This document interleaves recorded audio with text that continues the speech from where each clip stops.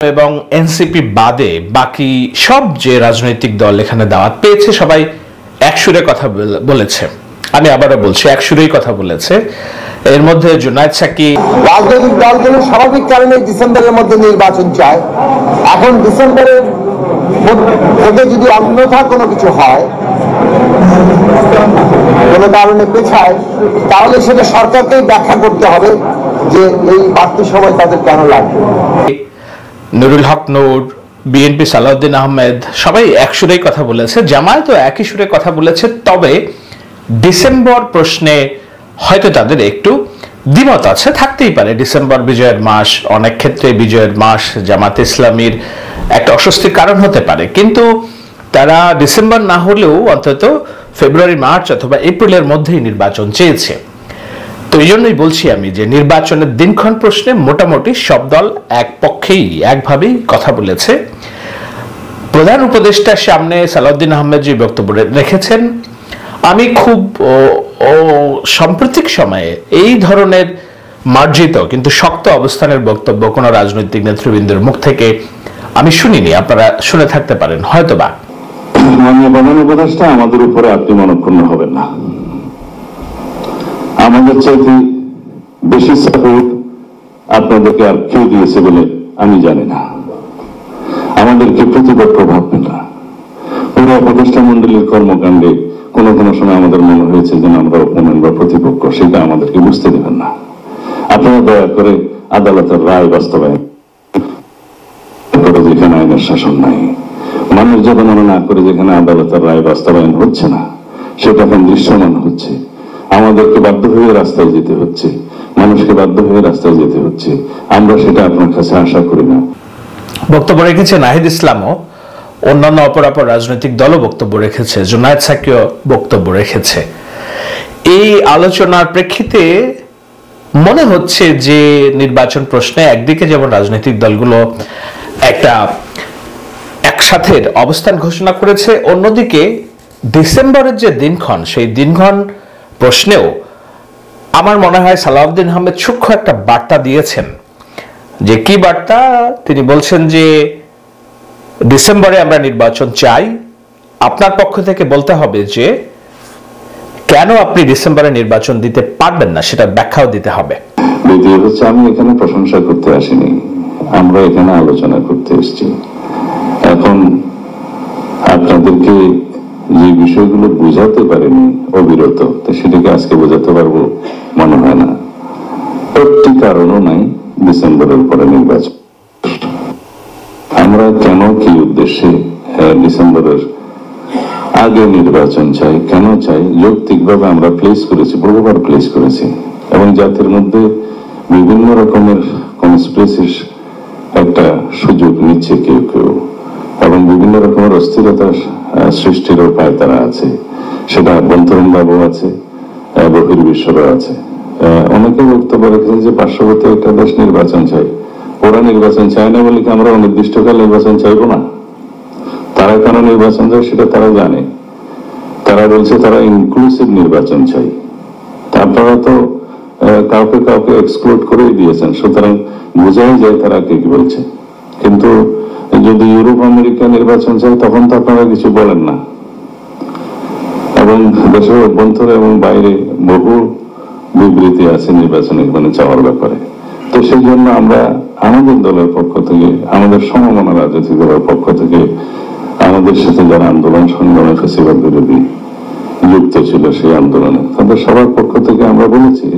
কিন্তু দুঃখজনক ভাবে মাননীয় প্রধান উপদেষ্টা যেটা বলেছেন যে একটি মাত্র দল শুধু ডিসেম্বরের ভিতরে নির্বাচন চায়, ক্ষমা করবেন, এই বক্তব্য বোধহয় আমাদেরকে আহত করেছে।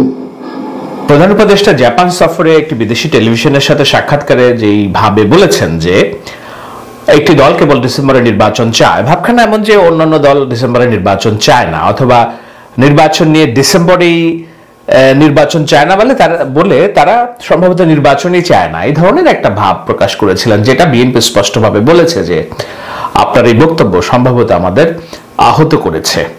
দুদিন আগে আমি একটি আলোচনায় বলেছিলাম ২রা জুন প্রধান উপদেষ্টা ডেকেছেন রাজনৈতিক দলগুলোকে যমুনায় সাক্ষাৎ করার জন্য, বৈঠক করার জন্য, খোলাসা করার জন্য। হয়তো এখান থেকে সিদ্ধান্ত হবে পদত্যাগ অথবা রোড ম্যাপ। আপাতত দৃষ্টিতে মনে হচ্ছে যে পদত্যাগের যেই বিষয় চাপাচাপি, সেই জায়গা থেকে বিএনপি কিছুটা হইলেও যেমন নমনীয়তা দেখিয়েছে, তেমনি সরকার প্রধানও অর্থাৎ অন্তর্বর্তী সরকারের প্রধান ডক্টর ইউনূস সবার বক্তব্য শুনেছেন এবং আলাদা আলাদা ভাবে না বসে এক জায়গায় বসার প্রেক্ষিতে কি হয়েছে, একজনের বক্তব্য আরেকজন শুনেছে এবং সেই শোনার প্রেক্ষিতে তারা তাদের অবস্থান ঘোষণা করেছে এবং তাদের মতামত জানিয়েছে। আপাতত মনে হচ্ছে যে এটি একটি ভালো উদ্যোগ, আপাতত মনে হচ্ছে এটি একটি কার্যকরী উদ্যোগ, আপাতত মনে হচ্ছে যে যেই বিদ্রোহের আগুন জ্বলছিল সেটি কিছুটা হইলেও প্রশমিত হয়েছে।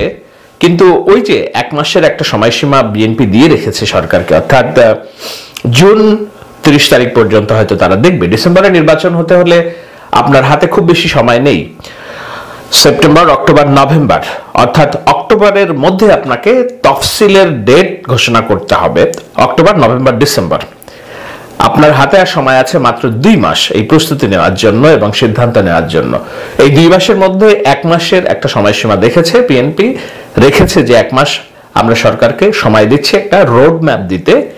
এবং এই আলোচনায় সালাউদ্দিন আহমেদ যেটা বলেছেন, কেউ কেউ বলার চেষ্টা করেছেন যে হাসিনার বিচার প্রক্রিয়া সেটা তো দৃশ্যমান হতে শুরু করেছে। তো সেই জায়গায় দুটি বিষয়, একটা বিষয় হলো যে বিচার, এই রোড ম্যাপ, আর একটা হলো যে ইনক্লুসিভ নির্বাচন। ভারত এবং অন্যান্য রাষ্ট্র বলছে যে সরকার নির্বাচন চায়, তারা বাংলাদেশে দ্রুত সম্ভব রাজনৈতিক সরকারের সাথে কাজ করতে চায়। সেটার ব্যাখ্যাও সালাউদ্দিন আহমেদ দিয়েছেন, বলছেন যে অন্যান্য দেশ যখন নির্বাচনের কথা বলে তখন তো আপনারা কথা বলেন না। ভারত কেন নির্বাচন চায় সেটা তারা জানে, কিন্তু ভারত তো ইনক্লুসিভ নির্বাচনও চায়, কিন্তু আপনারা তো ইনক্লুসিভ রাখেননি। এই জিনিসটাকে আপনারা একটি দলকে এক্সক্লুসিভ করে ফেলেছেন, এক্সক্লুড করেছেন। সুতরাং ভারত চায় বলে আমরা চাইতে পারবো না, এই দাবি কিংবা এই অবস্থান অযৌক্তিক। দ্বিতীয় প্রশ্ন হচ্ছে বিচার, শেখ হাসিনার বিচারের যে রোড ম্যাপ, অনেকেই বলছেন যে বিচারের রোডম্যাপ লাগবে। জোনায়েদ সাকিদের যে প্রচারণা, বিচারের রোডম্যাপ দিয়ে যেটা বিচার, সেই বিচার হয় না। বিচার হলে সেটার আপন গতিতে চলবে, কিন্তু সর্বোচ্চ প্রায়োরিটির বেসিসে সেটা হতে পারে। বিচারের এক প্রকার রায় দিবে, সেই রায়টা অ্যাপিলিয়েট ডিভিশনে যাবে, অ্যাপিলিয়েট ডিভিশনে সেটা বহাল থাকবে কিনা এটা সময় বলে দিবে, এবং সময় বেঁধে দিয়ে কখনো ন্যায় বিচার প্রতিষ্ঠিত হয় না, যেটা শেখ হাসিনা করার চেষ্টা করেছিলেন। যে নির্বাচনের আগেই 2014 সালের নির্বাচনে আমার স্পষ্ট মনে আছে, আমি তখন কাদের মোল্লার ফাঁসির যে কার্যকর হওয়াটা সেটি কাভার করছিলাম ঢাকা কেন্দ্রীয় কারাগারের সামনে থেকে। তার আগে আমরা কি দেখেছি, নির্বাচনের আগে শেখ হাসিনা অন্তত একটি রায় কার্যকর করার জন্য কিভাবে চাপ দিয়েছিলেন বিচার বিভাগকে, সেগুলো তো আমরা জানি। সে কারণেই তো ক্যাঙ্গারু আদালত হয়েছে। শেখ হাসিনার বিচার যেটা হচ্ছে, জুলাই হত্যাকাণ্ডের বিচার যেটা হচ্ছে, সেটা ক্যাঙ্গারু আদালতের মধ্যে না হয়ে আসল বিচার হবে, সেটাই আমরা চাই। এবং সেটার জন্য চাপাচাপি, সময়সীমা, এটি সভ্য দেশে হয় না। কিন্তু প্রায়োরিটি বেসিসে সরকার বিচার কার্যক্রমটা এগিয়ে নেবে এবং নির্বাচিত সরকারও এই যে ট্রাইব্যুনালের ধারাবাহিকতা সেটি পক্ষপাতবিহীনভাবে চলতে দিবে, সেটাই হওয়া উচিত। তো সেই কারণে এই নির্বাচন প্রশ্নে অন্য কোনো যে চাওয়া পাওয়া, সেই চাওয়া পাওয়ার হিসাব মেলানোটা খুব দুষ্কর। যেমন খালেদ মুহিউদ্দিন তার একটি আলোচনায় বলেছেন, প্রধান উপদেষ্টা 5 বছর ক্ষমতায় থাকতে চান, এটা আমরা জেনেছি, নানান কথাবার্তায় জেনেছি। উনি 5 বছর ক্ষমতা থাকতে চান, এটা আমি বিভিন্ন জায়গা থেকে আমি প্রচার প্রপাগান্ডা দিয়ে আমি দেখাইতে পারি যে এটা ডক্টর ইউনূসের ইচ্ছার বহিঃপ্রকাশ। বিএনপি ক্ষমতা আসলে লুটপাট করবে, বাটপারি করবে, অসম্ভব এটা করবে, এইটা উপদেষ্টা পরিষদ থেকে শুরু করে গুরুত্বপূর্ণদের অনেকের এটা কথাবার্তা। বিদেশিদের আনতেছেন, বিভিন্ন রকম বিদেশিদের স্বার্থ দেখতেছেন, এর মধ্যে কোনটা মিথ্যা? বিষয়টা কি এমন যে কিছু একটা লুকাতে চান ডক্টর ইউনূস? কি লুকাতে চান? কেন নির্বাচনের রোডম্যাপ ঘোষণা করতে তার এত শঙ্কা, অনীহা, জিদ, ইগো? এগুলো এখন রাজনীতির বড় আলোচনার বিষয়। কেন সংস্কারের অল্প প্যাকেজ বা বেশি প্যাকেজ একটি ভুয়া বিতর্ক বা ন্যারেটিভ? মার্চের 14 তারিখে জাতিসংঘ মহাসচিবের সাথে আলাপকালে জাতিসংঘ মহাসচিব যখন জিজ্ঞাসা করেন ইউনূসকে দেশ কবে রাজনৈতিক সরকার দিয়ে চলবে, সেই প্রশ্নে তিনি বলেছিলেন যে সংস্কারের প্যাকেজ একটি তিনি ধারণা তৈরি করেন। বলেন যে অল্প সংস্কার হলে ডিসেম্বরে নির্বাচন, বেশি সংস্কার হলে জুনে নির্বাচন, 6 মাসের একটি ন্যারেটিভ। এখন রাজনৈতিক দলগুলো বসে আছে ডিসেম্বরে নির্বাচন এবং ধরেই রেখেছে, সেনাবাহিনীও ডিসেম্বরে নির্বাচনের পক্ষে জোরালো মত দিয়েছে। তাতে ট্রিগার হয়ে গিয়েছেন ডক্টর ইউনূস এবং তিনি বলেছেন আমি কোনো চাপের কাছে নতি স্বীকার করব না। অর্থাৎ তার যে নির্বাচন নিয়ে ভাবনা, সেই ভাবনায় তিনি থাকবেন। তো এখনো ওই জায়গায় আছে। এরপরে প্রেস সেকশন থেকে বলা হয়েছে, উপদেষ্টা পরিষদের সাথে বৈঠকে ডক্টর ইউনূস বলেছেন ডিসেম্বর থেকে জুনের মধ্যে নির্বাচন। এখন তার অর্থই না ডিসেম্বরে নির্বাচন হবে না, তার অর্থই না যে জুনের 30 তারিখেই হবে। তার অর্থ এমন হতে পারে মার্চে হতে পারে, ফেব্রুয়ারিতেও হতে পারে। যেটাই হোক, কিন্তু নির্বাচনের দিনক্ষণ প্রশ্নে যেই আলোচনা বিতর্ক ধারাবাহিকভাবে চলছে, সেখানে একটা বিষয় খুব জরুরি গুরুত্বপূর্ণ, যে সংস্কারের অল্প প্যাকেজ অথবা বেশি প্যাকেজ। মানুষের মনে হতে পারে হয়তো ডক্টর ইউনূস অনেক বেশি সংস্কার করতে চান, এজন্য তার এই 6 মাস সময় দরকার। কি সমস্যা তাকে এই 6 মাস দিলে? কিন্তু এই প্যাকেজের মধ্যে যদি কিছু নাই বা থাকে, তাহলে এই 6 মাস সময় কেন নেবেন ডক্টর ইউনূস? সেটি নানান বোদ্ধা মহলে আলোচনায় জন্ম দিয়েছে। সেই জায়গায় সাধারণ মানুষেরও একটা সিম্প্যাথি আছে যে প্যাকেজ তো একটা ভালো জিনিস। আমরা ছোটবেলায় কি প্যাকেজ নাটক দেখতাম বিটিভিতে। আপনাদের অনেকেই যারা নেটফ্লিক্সের জেনারেশন, আপনারা বুঝবেন না প্যাকেজ নাটকের কি মূল্য।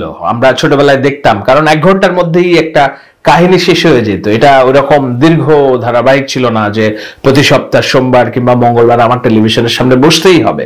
বরঞ্চ একদম দেখতে সুন্দর চকচকা, ভালো স্ক্রিন, ভালো সাউন্ড, গান বাজনাও থাকতো, ভালো নতুন নায়ক নায়িকা থাকতো, একটা প্যাকেজ নাটক আসতো। তো সংস্কারের এরকম প্যাকেজ ধারণাটা মনে হতে পারে খুব লুক্রেটিভ, এর মধ্যে হয়তো অনেক ভালো কিছু আছে, এরকম ধারাবাহিক না। তো সেই ছোট প্যাকেজে ডিসেম্বরে নির্বাচন আর বড় প্যাকেজে জুনে নির্বাচন। জিয়া হাসান অর্থনীতি বিষয়ক বিশ্লেষক, রাজনীতি নিয়েও কথা বলেন। তার ভাবনাটা আমি পড়বো এবং আমার ভাবনা আমি যোগ করে ভাবনা রিলোডেড শেষ করব। জিয়া হাসান লিখেছেন যে সংস্কারের যে আমার কাছে প্রফেসর ইউনূসের বেশি রিফর্ম হলে জুনে নির্বাচন আর কম রিফর্ম হলে ডিসেম্বরে নির্বাচন, এই কমপ্লিটলি বিভ্রান্তিকর যুক্তি মনে হয়েছে।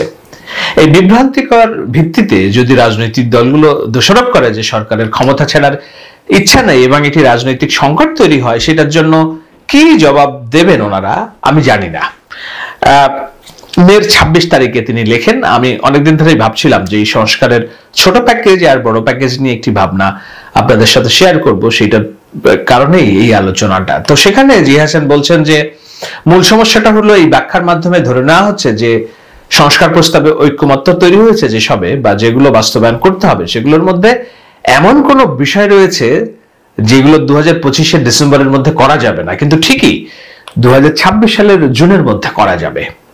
এই দাবি একেবারেই ভিত্তিহীন, কারণ সংস্কারের এজেন্ডায় এমন কিছুই নেই যেটা শুধু ডিসেম্বরে করা যাবে না অথচ 26 জুনের মধ্যে করা সম্ভব। প্রস্তাবিত সংস্কারকে 2 ভাগে ভাগ করা যায়, যার কোনোটাই নির্বাচন পেছানোর যৌক্তিকতা নেই। ভাগ দুটি হলো, 1 এমন সংস্কার যেগুলো সংবিধান সংশোধনের প্রয়োজন নেই।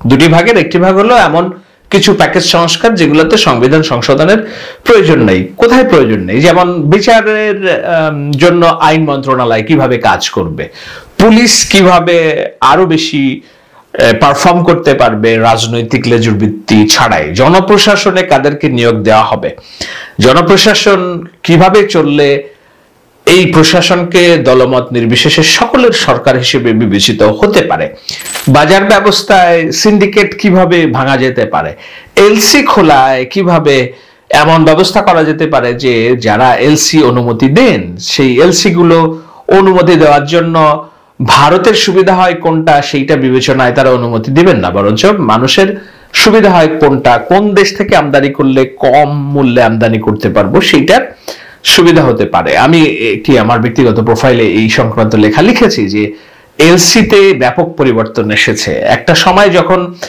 আগে যারা এলসি অনুমোদনের জন্য বাংলাদেশ ব্যাংকের টেবিলে টেবিলে বসে থাকতো, তারা দেখতো ব্যবসায়ীরা ভারত থেকেই পণ্য আমদানি করবেন কিনা, করলে এই এলসিটা অনুমোদন দিয়ে দিত সরকার। আর যখনই দেখতো যে ভারত থেকে না অন্য দেশ থেকে, তখন এটা নানানভাবে ঘুরাতো এবং অনুমতি দিত না। তাতে কি হতো? বেশি দামে ভারত থেকে পণ্য আমদানি করতে হতো, যার প্রভাব পড়তো বাংলাদেশে খাদ্যপণ্যে, বিশেষত যেসব খাদ্যপণ্য আমরা আমদানি করি, মুরগির ফিড, ব্রয়লার ফিড, মাছের খাদ্য, এগুলোতে দেখা যাচ্ছে যে ইউনূস সরকার আসার পরে অন্তত প্রতি কেজিতে 10-15 টাকা করে কমেছে, কেননা এগুলোর ভারত থেকে আমদানি করা লাগছে না, এগুলো অন্যান্য দেশ থেকে কম দামে প্রতিযোগিতাপূর্ণভাবে আমদানি করা লাগছে, যেগুলো হাসিনার সময় তারা বসিয়ে রেখেছিলেন যে এলসি ভারত থেকেই খুলতে হবে, না হলে এইটার কোনো অনুমোদন হবে না। তো এটি হলো এমন সংস্কার যেটা সংবিধান সংশোধনের প্রয়োজন নেই। দ্বিতীয় সংস্কার, এটা জিয়া হাসান বলছেন, যেমন প্রশাসনিক আদেশ, অধ্যাদেশ বা সরকারি সিদ্ধান্ত যেগুলো আন্তঃমন্ত্রণালয় বাস্তবায়নযোগ্য, রাজনৈতিক ঐক্যমত্য থাকলে এগুলো অবিলম্বে কার্যকর করা যায়, ডিসেম্বরে নেই আগামী সপ্তাহ থেকেই কার্যকর করা যাবে, সেটার কথাই বলছে জিয়া হাসান। দ্বিতীয় সংস্কারের কথা বলছে এমন সংস্কার যেগুলো সংবিধান সংশোধনের প্রয়োজন আছে, যেমন পরবর্তীকালীন বাস্তবায়নের জন্য সংসদের নির্বাচিত সংসদ প্রয়োজন, যেই সংস্কারের বিষয়ে সিদ্ধান্ত হবে এবং পরবর্তী সরকার, নির্বাচিত সরকার এটি রেটিফাই করবে পার্লামেন্টে। এই কাজগুলোর জন্য নির্বাচন পেছানো তো দূরের কথা, এই সংস্কারগুলো বাস্তবায়ন করার জন্য নির্বাচন পূর্ব শর্ত। সুতরাং যেই সংস্কারের কথাগুলোতে একমত হয়েছে রাজনৈতিক দলগুলো, সেগুলো দ্রুত যেন বাংলাদেশের রাজনীতিতে কার্যকর হয়, সেটার জন্য দ্রুত সংসদ নির্বাচন দরকার, কেননা সংসদে যারা নির্বাচিত হয়ে আসবেন তারাই এটা আইন হিসেবে রেটিফাই করবেন, সেজন্য দ্রুত নির্বাচন দরকার। অর্থাৎ রাজনৈতিক দলগুলোর ঐক্যমত্যের ভিত্তিতে যে সংস্কারগুলো সংবিধান সংশোধনের প্রয়োজনীয়তা নেই, সেগুলো আলোচনা শেষে এখনই করে ফেলা যায়, আর যেগুলোর জন্য সংসদে বিল পাস বা সংশোধন করতে হবে তার জন্য নির্বাচন বিলম্বের কোনো সুযোগ নেই, কারণ সেইগুলো বাস্তবায়ন করতেই নির্বাচনটা আগে প্রয়োজন, যত দ্রুত সম্ভব প্রয়োজন। এইগুলো ছাড়া কাঠামোগত সংস্কারের অনেকগুলো বিষয় আছে যার জন্য বাজেট বরাদ্দ রাখতে হবে, জনবল পরিবর্তন করতে হবে, বিভিন্ন ধরনের স্টেক হোল্ডারদের এঙ্গেজমেন্ট করতে হবে, অর্থাৎ চেঞ্জ ম্যানেজমেন্ট প্ল্যান করতে হবে। জি হাসান লিখেছেন, আমার প্রশ্ন, কাঠামোগত সংস্কার যেগুলোতে লাগবে সেগুলোর জন্য কি আগামী বাজেটে বরাদ্দ রাখা হয়েছে? তার মানে কিসের ভিত্তিতে আমরা ধরে নিব যে এই সংস্কারগুলো 2026 সালের জুনের আগে করার কোনো ইচ্ছা বা পরিকল্পনা এই সরকারের আছে? তার মানে এই প্রস্তাবগুলো 2026-এর বাজেটের আগে বাস্তবায়ন হবে না। ফলে সংস্কার প্রস্তাব বাস্তবায়নের জন্য সম্ভাব্য বাস্তবসম্মত পথ কি হতে পারে? এই মুহূর্তে যা প্রয়োজন তাহলে একটি স্পষ্ট ও সমন্বিত প্রক্রিয়া, সকল প্রধান রাজনৈতিক দলকে একসাথে টেবিলে বসে তাদের প্রস্তাব চূড়ান্ত করবে। আলোচনাটা হবে উন্মুক্তভাবে একটি নির্ধারিত সময়ের মধ্যে। আলোচনাতে একটি কমন বাস্তবায়নযোগ্য সংস্কার প্যাকেজ চূড়ান্ত করা হবে, যা এখনই বাস্তবায়নযোগ্য তা অধ্যাদেশ জারির মাধ্যমে অবিলম্বে কার্যকর করতে হবে, শুরু করতে হবে। মনে রাখতে হবে আপনাদের 10 মাস পেরিয়ে গেছে, আমরা একটা পর্যন্ত সংস্কারের অধ্যাদেশ এই সরকারের কাছ থেকে এখনো পাইনি। কেন পাইনি? সালাউদ্দিন আহমেদ আলোচনায় বলেছেন যে আমরা 3 মাস আগে 187টি বিষয়ে ঐক্যমত পোষণ করেছি, একটা বিষয় কেন আপনারা এক্সিকিউট করতে পারেননি? তাহলে আপনারা কেন বসে আছেন, কেন বলছেন যে না সংস্কারের জন্যই বিএনপি যে নির্বাচন চাচ্ছে, সংস্কার এবং নির্বাচনটাকে আপনারা মুখোমুখি দাঁড় করিয়ে এমন একটা ভাব তৈরি করছেন যেটাতে রাজনৈতিক সাধারণ মানুষ মনে করে রাজনৈতিক দলগুলো আপনাদের সংস্কার কার্যক্রমে বাধা হয়ে দাঁড়াচ্ছে। আরো লিখেছেন, যেসব প্রস্তাবগুলোর জন্য সংবিধান সংশোধন করতে হবে তার জন্য নির্বাচন দ্রুত আয়োজন করতে হবে। ফলে সকল পক্ষের সাথে আলোচনায় বসে যদি সংস্কার ও নির্বাচনের রোডম্যাপ তৈরি করা গেলে বর্তমান অচলাবস্থার থেকে মুক্তির পথ তৈরি হবে। সেটা করতে গেলে প্রফেসর ইউনূসের ইগোতে কেন আঘাত লাগবে আমি বুঝতে পারছি না, এটা আমাদের প্রশ্ন করতে হবে।